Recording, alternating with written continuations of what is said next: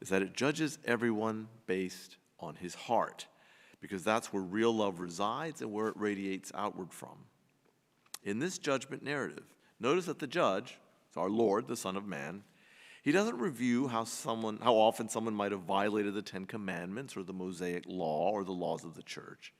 Instead, what makes the greatest difference is how people loved others.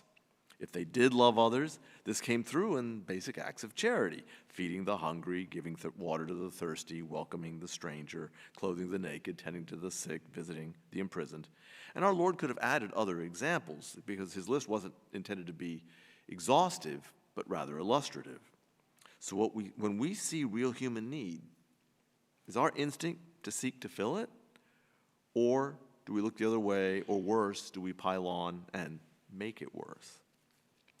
Now, does this mean that we can largely disregard the Ten Commandments or the laws of the church? Well, of course not. But if we are driven by real Christian love and charity, as we have seen so often throughout the Gospels, then it's amazing how following the Ten Commandments almost takes place without effort.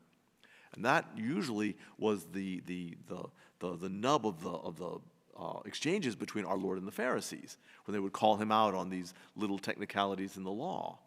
But they were so focused on this perfect compliance with the law that they failed to see what we see right here from Leviticus, that they too knew when our Lord says to the Israelites to love your neighbor as yourself. That wasn't something that Jesus invented. It was something that they had already had for centuries. Now, one of my high school nuns used to tell this anecdote about Mother Teresa, in which a visitor was visiting with her, and upon learning of all the things that she did for the poor and the abandoned, the way she literally was down in the filthiest parts of her world to tend to those who were completely forgotten and cast aside, this visitor says to her, "Mother, I couldn't do what you do for all the money in the world."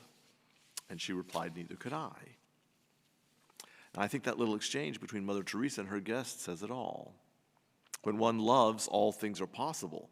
And when one loves, he will do whatever the other needs, not out of mere, condescension or just a sense of guilt, but out of that very same love.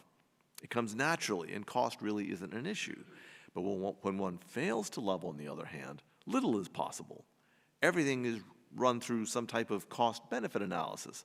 What will it cost me to help? How will it benefit me to help?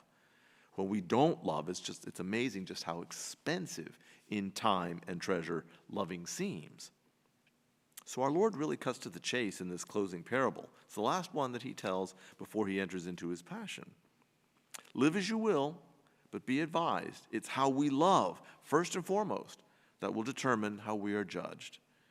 And may we all be able to echo the words of Mother Teresa and seek always to love first. If we do that, I think we can feel a lot better about the Last Judgment.